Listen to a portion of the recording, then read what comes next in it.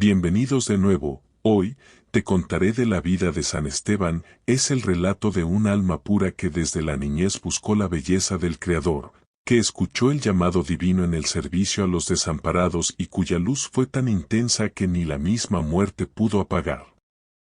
Su historia sigue viva, recordándonos que el cielo siempre está abierto para aquellos que se atreven a amar sin condiciones. Mucho antes de que los cielos se abrieran para él, Esteban fue un niño de ojos profundos y andar sereno.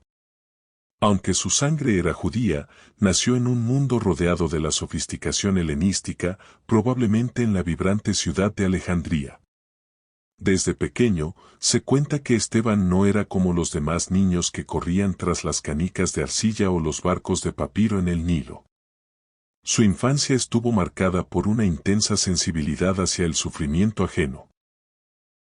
Su madre solía recordar cómo, a los 7 años, Esteban se despojó de su túnica nueva de lino para abrigar a un anciano mendigo que tiritaba en una esquina del mercado. Cuando le preguntaron por qué lo había hecho, el pequeño respondió con una madurez desconcertante.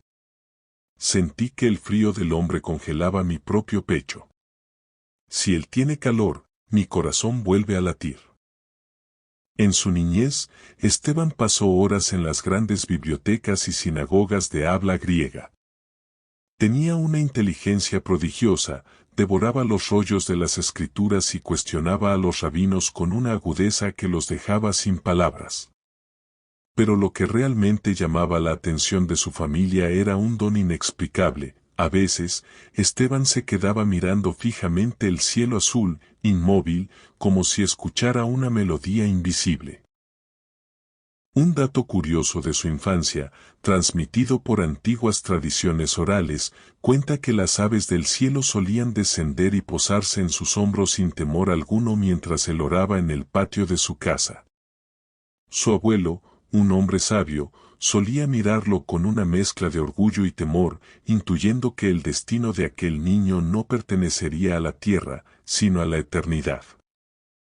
Al cumplir la mayoría de edad, un fuego insaciable ardió en el pecho de Esteban. Sentía que el conocimiento de los libros ya no era suficiente. Sabía que algo grande estaba ocurriendo en la tierra de sus antepasados, en Judea. Rumores de un profeta de Nazaret que sanaba a los enfermos y hablaba del reino de Dios llegaban como oleadas de esperanza a la diáspora. Esteban decidió dejar las comodidades de su hogar y emprender el viaje a Jerusalén. No buscaba riquezas ni fama. Lo que lo llamó a la vida de Dios fue una certeza interna, una voz silenciosa pero atronadora que le decía, «Ven y ve, porque tú serás el testigo de la luz». Llegó a la ciudad santa con los pies polvorientos, pero con el alma encendida. El viaje desde la diáspora había sido largo, pero el corazón de Esteban latía con una urgencia que ni él mismo lograba comprender. Al cruzar las puertas de Jerusalén, el bullicio de la ciudad santa lo envolvió, mercaderes, peregrinos y el denso aroma a incienso y sacrificio. Sin embargo, Esteban no buscaba la pompa del templo, sino los rumores que corrían como pólvora por los callejones. Hablaban de un hombre de Nazaret. Siguiendo el rastro de una multitud que se congregaba a las afueras, Esteban llegó a una ladera verdosa. Allí, sentado sobre una roca, estaba Jesús. No vestía sedas ni portaba armas, pero su sola presencia dominaba el paisaje. Cuando el maestro comenzó a hablar, sus palabras no sonaron como las frías leyes de los escribas, eran vida pura. Bienaventurados los limpios de corazón, porque ellos verán a Dios. Esteban, camuflado entre la multitud, sintió que aquellas palabras derribaban los muros de su propia alma. En ese instante, su antiguo mundo se desmoronó para dar paso a una devoción absoluta. Su verdadera vida acababa de comenzar. Aunque los textos bíblicos no detallan si Esteban escuchó directamente a Jesús antes de la crucifixión, la tradición sugiere que estuvo entre las multitudes que presenciaron los últimos días del Maestro en Jerusalén. La ejecución de Jesús pareció un final trágico, pero para Esteban fue el inicio de un misterio que pronto comprendería. El verdadero vuelco en su vida ocurrió el día de Pentecostés. Al ver a los apóstoles hablar en lenguas y proclamar la resurrección con una valentía sobrehumana, Esteban sintió que el velo de sus ojos se caía. Cayó de rodillas en medio de la plaza, llorando de una alegría indescriptible. En ese instante, abrazó la fe cristiana con una entrega total. Su conversión no fue un proceso lento, fue un rayo que transformó su existencia para siempre. Esteban se integró rápidamente a la primera comunidad de creyentes en Jerusalén. Su elocuencia en griego y su profundo conocimiento de las Escrituras lo convirtieron en un puente perfecto entre los judíos locales y los judíos helenistas, aquellos que venían de fuera y hablaban griego. Pronto, la comunidad empezó a crecer a pasos agigantados, y con el crecimiento surgieron los problemas de logística. Las viudas de los helenistas comenzaron a ser desatendidas en la distribución diaria de alimentos. Los apóstoles, abrumados por la predicación, necesitaban hombres de confianza absoluta, llenos del Espíritu Santo y de sabiduría, para encargarse de los más necesitados. El nombre de Esteban fue el primero en resonar en los labios de todos. Entonces los 12 convocaron a la multitud de los discípulos, e idóneos escogieron a 7 varones de buen testimonio. Hechos 6:2. En una ceremonia conmovedora, los apóstoles impusieron las manos sobre Esteban y otros 6 compañeros, nombrándolos los primeros deudores o diáconos, servidores, de la iglesia. Esteban no vio este cargo como una posición de poder, sino como el honor más alto de su vida, ser las manos y los pies de Cristo para los abandonados. Esteban comenzó su labor en los callejones más oscuros y miserables de Jerusalén. Llevaba pan a las viudas, consolaba a los huérfanos y limpiaba las heridas de los leprosos. Pero el Espíritu de Dios operaba en él con tal intensidad que su servicio pronto trascendió lo material. La Biblia relata que Esteban, lleno de gracia y de poder, hacía grandes prodigios y milagros entre el pueblo. Los enfermos hacían filas para que él solo los tocara. Se dice que su sola presencia irradiaba una paz tan profunda que los hombres atormentados por la tristeza o la locura recobraban la cordura al escuchar su voz templada y dulce. Entre los relatos inexplicables que la tradición le atribuye en aquellos días de servicio, se cuenta el milagro de la cisterna de Betfagé. Una terrible sequía azotó la región, y el agua de los pozos comunitarios se volvió amarga y purulenta, provocando fiebres mortales en los niños del barrio helenista. Esteban, conmovido por los llantos de las madres, se acercó a la cisterna principal. Oró en silencio durante unos minutos y luego trazó el signo de la cruz sobre el agua estancada. Ante los ojos atónitos de los presentes, el agua comenzó a burbujear y se tornó cristalina al instante. No solo sació la sed de cientos, sino que aquellos que estaban enfermos y bebieron de ella sanaron de inmediato. Los testigos cayeron de rodillas, reconociendo que la mano de Dios guiaba al joven diácono. El impacto de Esteban comenzó a preocupar a las autoridades religiosas de Jerusalén.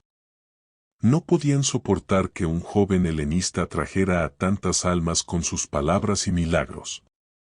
Miembros de la sinagoga llamada de los libertos, junto con cireneos, alejandrinos y hombres de Cilicia, comenzaron a debatir con él. Intentaron acorralarlo con trampas teológicas, pero la sabiduría y el espíritu con que Esteban hablaba eran inquebrantables. Desesperados por su derrota intelectual y moral, recurrieron a la calumnia. Sobornaron a hombres falsos para que dijeran, le hemos oído hablar palabras blasfemas contra Moisés y contra Dios. La trampa estaba armada, el destino de Esteban estaba sellado.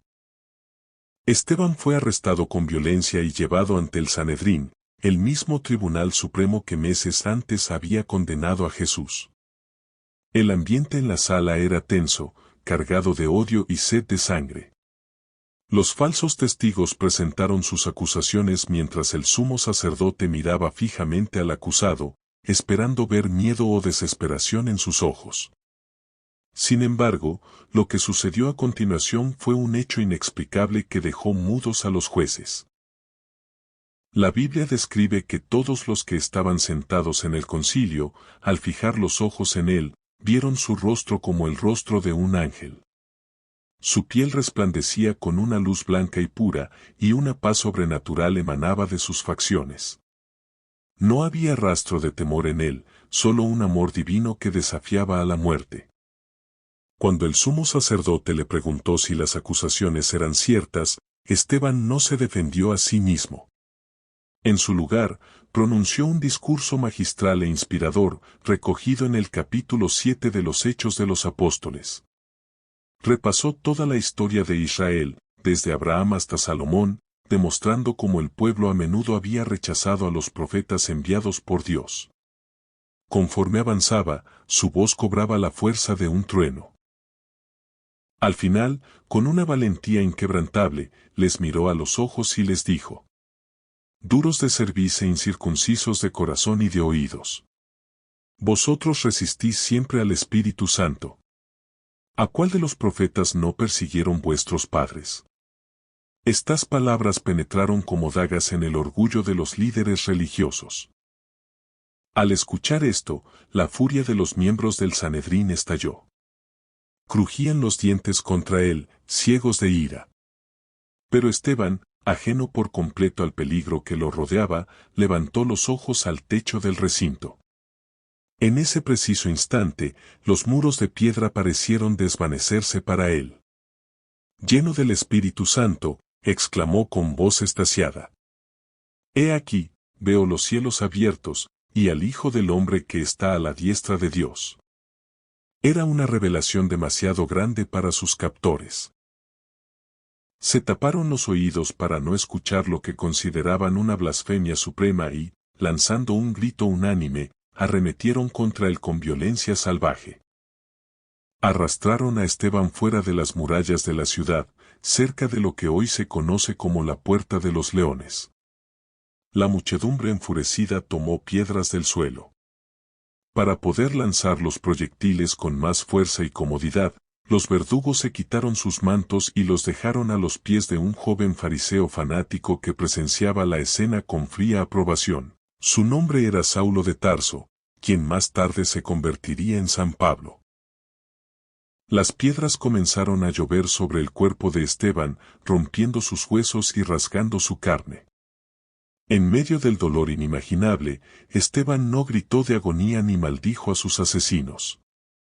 Cayó de rodillas y, emulando a su maestro en la cruz, exclamó con sus últimas fuerzas: Señor Jesús, recibe mi espíritu.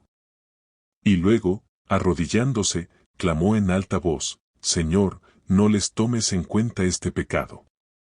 Habiendo dicho esto, cerró los ojos y durmió en la paz del Señor. Fue el primer mártir de la cristiandad. La historia de San Esteban no terminó con su último aliento. Hombres piadosos sepultaron su cuerpo en secreto y lloraron amargamente por él. Durante siglos, el paradero exacto de su tumba se perdió en las brumas del tiempo, hasta el año 415 después de Cristo, cuando ocurrió un suceso considerado milagroso e inexplicable.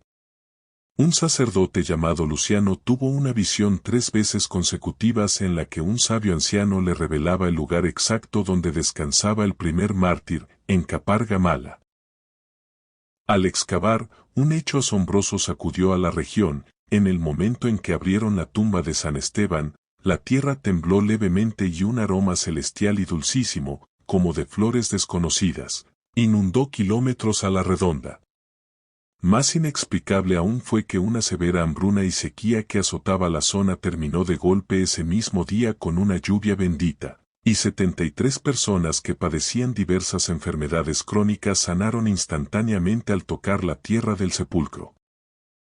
San Esteban llegó a la santidad no por un decreto de hombres, sino por el testimonio inquebrantable de su vida, su servicio y su sangre derramada por amor. Su perdón en el momento de la muerte fue la semilla que transformó el corazón de Saulo de Tarso, demostrando que el amor es más fuerte que el odio. Datos curiosos para recordar.